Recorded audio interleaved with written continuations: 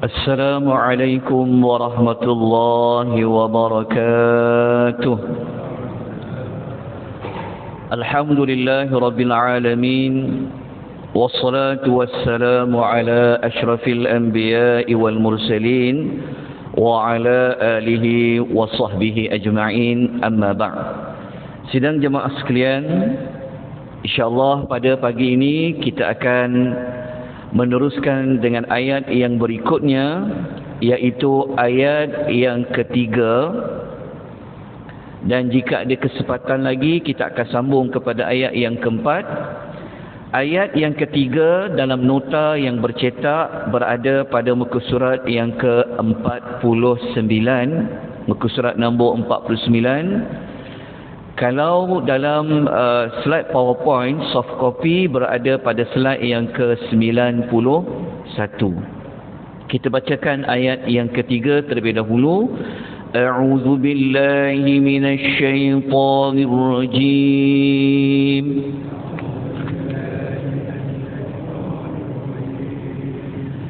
Innaka laminal mursalin.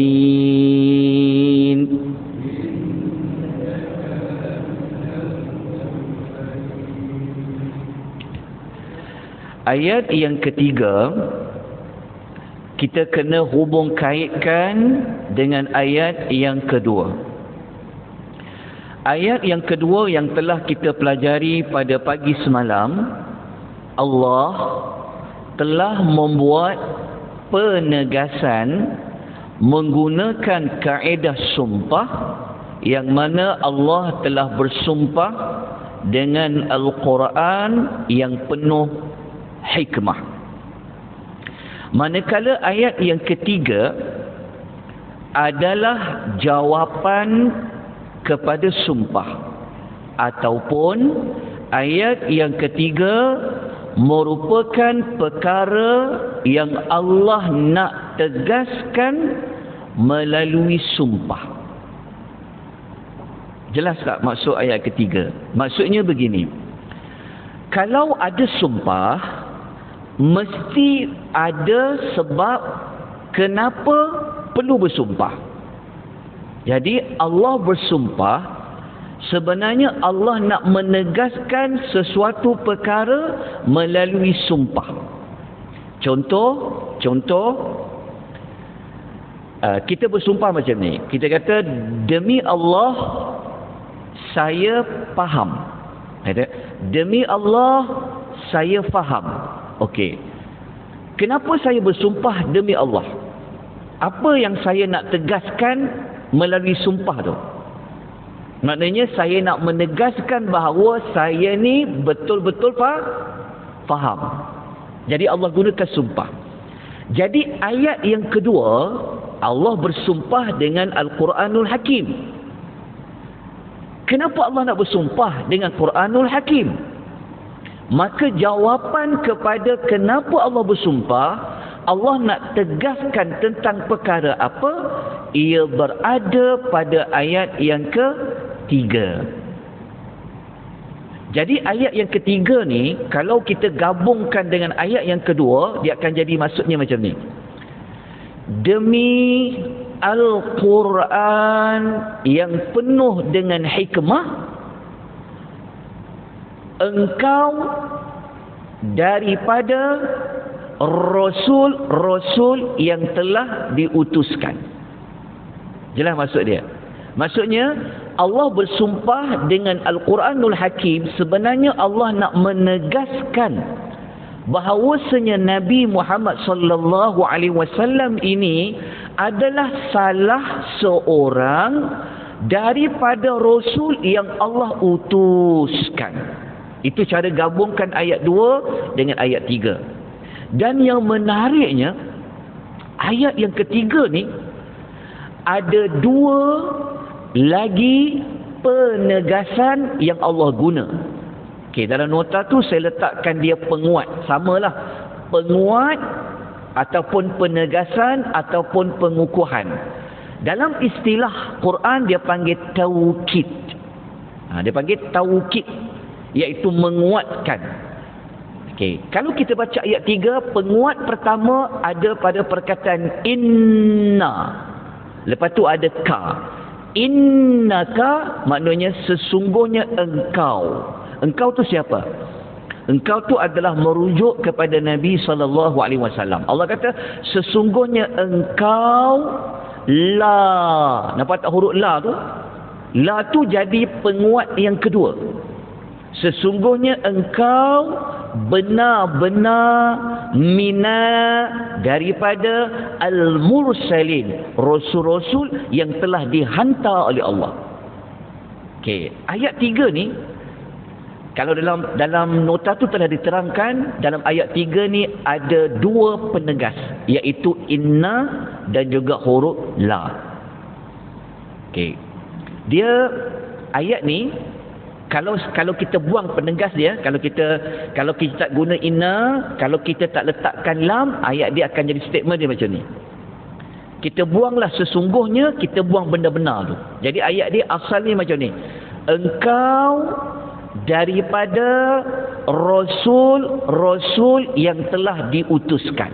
Okey, boleh faham statement pertama? Jadi untuk kuatkan lagi statement pertama tu, ditambah depannya sesungguhnya engkau daripada rasul-rasul yang telah diutuskan. Okey, kuat lagi.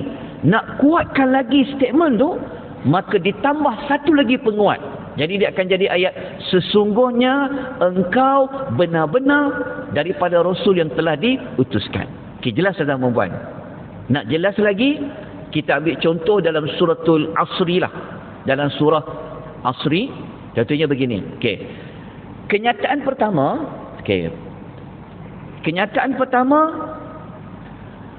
manusia dalam kerugian. Okey, jelas kenyataan pertama? Maknanya manusia dalam kerugian. Okey. Nak kuatkan lagi kenyataan yang pertama tu, ditambah apa? Saya letak ayat yang kedua, sesungguhnya manusia dalam kerugian. Mana lebih kuat? Kenyataan yang kedua. Nak kuatkan lagi, sesungguhnya manusia benar-benar dalam kerugian. Kuat kenyataan yang mana? Yang ketiga kan? Okey, kalau nak kuatkan lagi, itu yang datang sumpah tu. Wal asr. Sebenarnya surah wal asri itu dia sama konsep macam ayat 2 dan ayat 3 surah Yasin. Seolah-olah suratul asri itu Allah kata macam ni. Demi masa manusia dalam kerugian. Penegas yang kedua, sesungguhnya manusia dalam kerugian. Penegas yang ketiga, manusia itu benar-benar dalam kerugian. Okey, itu tak jelas konsep ni. Lepas tu kalau kita belajar tadabbur ni, kalau kita tak halus dia, kita rasa kita akan hilang dia punya penghayatan dia tu. Kan? Jadi kalau kita faham tu, kita akan bertanya-tanya. Kalau Allah tak guna penegasan, kalau tak ada inna, tak ada huruf la tadi, kuat tak statement dari Allah? Kita kata iyalah kan, betul tak? Allah yang kata. Tetapi kenapa sampai perlu Allah menggunakan inna dan juga huruf la tu? Maka kata para ulama tafsir, kerana konteks ayat ni, ketika ayat ni turun, ramai manusia dekat Mekah tu, dia tak percaya bahawa Nabi Muhammad ni adalah Rasul yang Allah hantar. Mereka tak percaya. Mereka kata Muhammad ni bohong ni. Pandai-pandai je dia dakwa dia ni adalah utusan Allah. Okey, jelas. Jadi kalau orang yang keras kepala, dia ingkar, dia tak nak percaya, apa kaedah kita patut guna? Kita akan guna penegasan. Itu yang Allah guna sumpah ayat nombor 2. Lepas tu digunakan inna, digunakan huruf la. Okey, kalaulah nak tengok contoh ayat lain dalam Quran yang ada bukti yang mereka kata Muhammad ni bukan Rasul, kita ambil dalam suratul Ra'du. Okey, pada ayat nombor 43 kita akan jumpa satu ayat yang Allah mengatakan wa yaqulul ladzina kafaru lasta mursala. Orang yang kafir tu, dia kata kepada Nabi, engkau bukan seorang Rasul. Terbukti. Jadi dia begini, kalau Nabi ni ditolak, kalau orang tak perakukan Nabi ni seorang Rasul, maka habislah dakwah tu. Sebab apa? Sebab apa yang Nabi nak sampaikan ni, kalau orang dah tolak dah Nabi tu, maknanya tak guna apa yang Nabi akan sampaikan. Jadi untuk menguatkan kenyataan bahawa Nabi Muhammad ni memang Allah yang hantar dia, sebab ada orang yang ingkar, maka Allah menggunakan penegasan. Okey, jelas tuan-tuan? Cara ringkas dia macam tu. Okey. Jadi apa pengajaran yang kita boleh ambil pada ayat yang ketiga ni? Okay. Pengajaran yang pertama, ayat yang ketiga ni menunjukkan kepada kita bahawasanya Nabi Muhammad sallallahu alaihi wasallam ini, ia adalah benar-benar utusan Allah Subhanahu wa taala. Okey, tetap jelas? Ayat ni juga sebenarnya besar tahu maksud dia. Okey. Maknanya kalau Rasul sallallahu alaihi wasallam ni utusan Allah, kalau dia utusan Allah, maknanya apa yang dia cakap, apa yang dia sampaikan, apa nasihat Nabi, apa pesanan Nabi tu, adakah itu datang dari idea Nabi atau dari Allah? Itu jawapan dia. Kalau Allah guna sampai 3 penegasan, sumpah pun Allah guna, inna pun Allah guna, la pun Allah guna, menunjukkan bahawa Nabi ini kita kena ambil serius. Sebab Nabi ni, dia bukan datang, dia sendiri lantik diri dia. Maknanya Nabi ni kalau dia cakap, dia pesan, bukan datang dari mulut dia, tapi datang dari siapa? Datangnya dari Allah. Jadi maknanya sunnah-sunnah Nabi ni semuanya adalah sebenarnya datang dari Allah.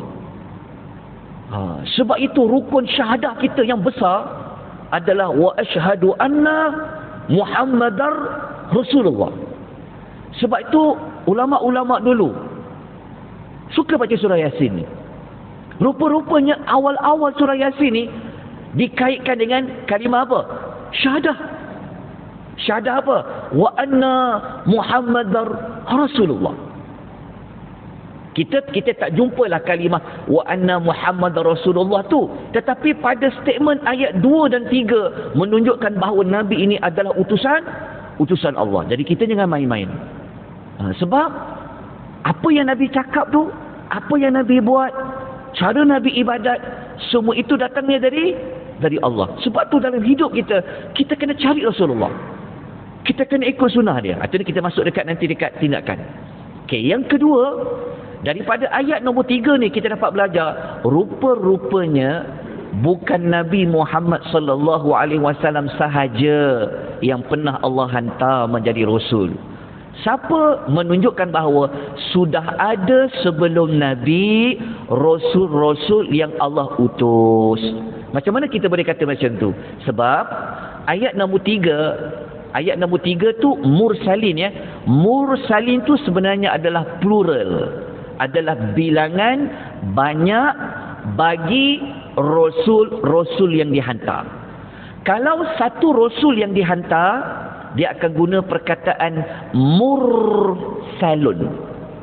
Tapi kalau banyak rasul yang dihantar, dia guna mursalin.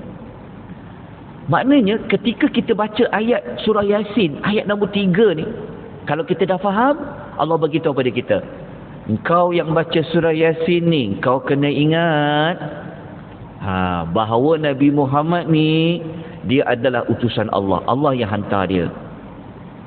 Itu Allah beritahu pada kita, kamu kena ingat bahawa bukan Nabi Muhammad sallallahu alaihi wasallam sahaja yang pernah Allah utuskan, tetapi sebelum Nabi Muhammad sudah ada nabi-nabi yang lain yang Allah utuskan. Sebab itu rukun iman kita kena beriman dengan semua Rasul. Kalau orang tanya dalil, selama ni saya dibagi tahu bahawa Nabi Muhammad tu seorang Rasul. Kalau orang tanya, mana dalil dia? Kita kata ayat 3 surah Yasin. Itulah dalil dia, antaranya. Okey. Jadi kita tengok tindakan selepas tadabbur. Okey, apa tindakan yang kita kena buat setelah kita faham ayat nombor 3 ni? Okey, tindakan yang pertama, maka kita kena beriman sepenuhnya, secara mutlak dengan Nabi ni. Dia tak ada percaya 90%, tak ada. Beriman, percaya 100% kepada Nabi SAW. Kenapa? Kerana dia itu adalah utusan Allah Subhanahu wa ta'ala. Jangan main-main, kerana dia dihantar oleh siapa? Dihantar oleh Allah. Sebab tu kita pelik dengan orang yang anti hadis. Kan ada anti hadis kan? Dia tolak hadis Nabi. Dia nak pakai Quran je. Kita kata okey, kalau kau pakai Quran, baca tak ayat 3 surah Yasin, Allah kata apa kat Rasul? Betul tak? Orang yang tolak hadis, dia terima ayat Quran je, dia tak percaya Muhammad ni, kan dia meragui, betul ke Muhammad dicakap? Betul ke hadis Nabi tu? Kalau dia percaya dekat Quran, ayat nombor 3 tu bagi jawapan, tapi sebab dia enggak faham pak. Sebab tu dia tolak hadis. Okey. Jadi tindakan pertama ni, lepas ini kita kena lebih lagi beri perhatian. Jangan diambil mudah cara Nabi beribadat. Jangan diambil mudah sunnah-sunnah Nabi. Kenapa? Kerana apa yang Nabi buat ni, dia cakap, dia buat, dia perintahkan, apa pun, sebenarnya itu bukan dari idea Nabi. Bukan Nabi suka-suka yang cakap, tapi adalah dari Allah. Okey. Macam mana kita nak beriman sepenuhnya kepada Nabi? Dalam nota ni ada dinyatakan beberapa cara.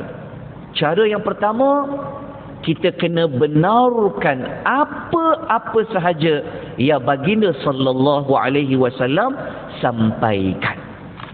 Apa saja Nabi sampaikan, hadis itu diterima oleh para ulama hadis, maka kita kena terima dia.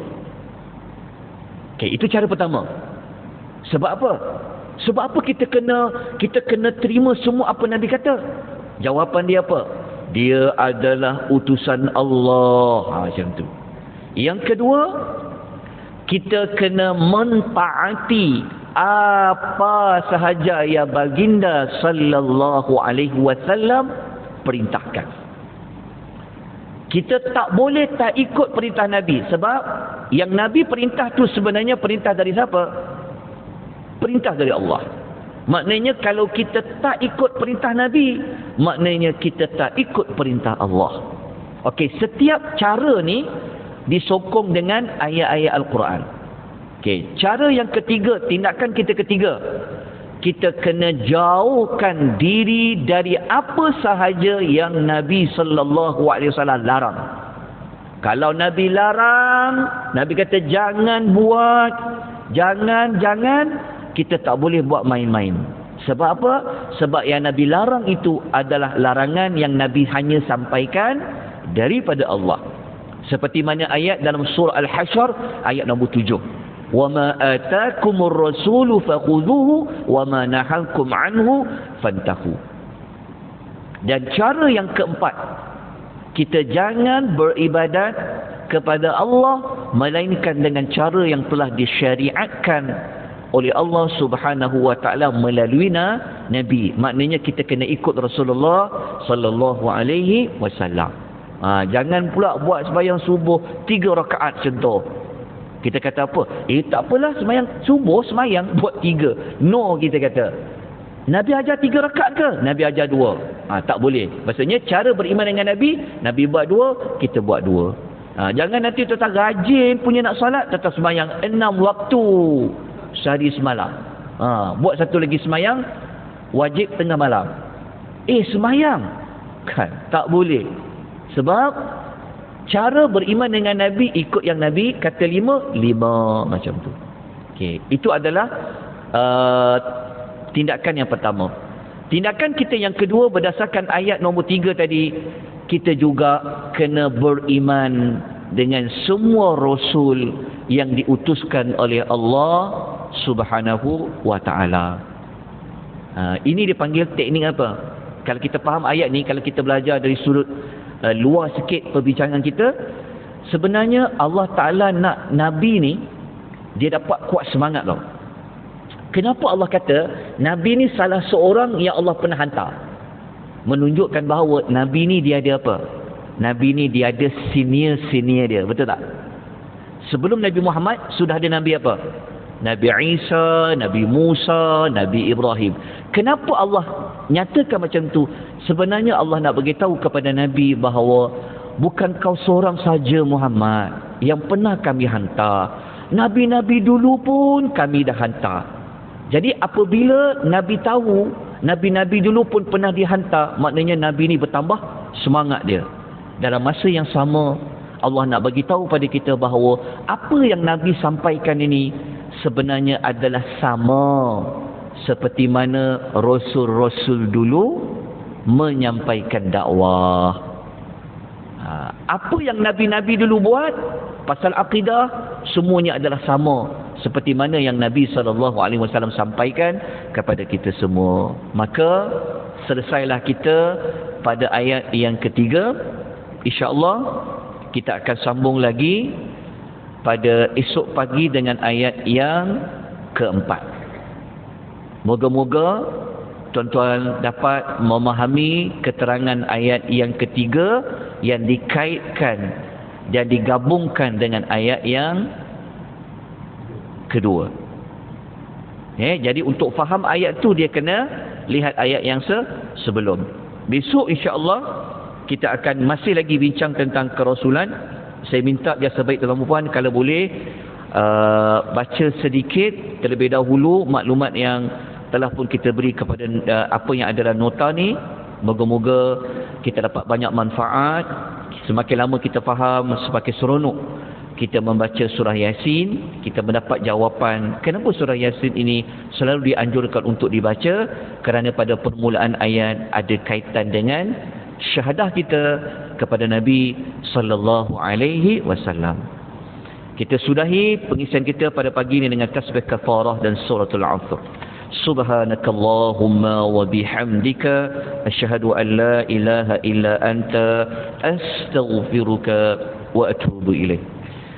Wal 'asr innal insana lafi khusr illa alladhina amanu wa 'amilus salihat wa tawassaw bil haqq wa tawassaw bis sabr. Wabillahi taufiq wal hidayah. Wassalamu alaikum warahmatullahi wabarakatuh.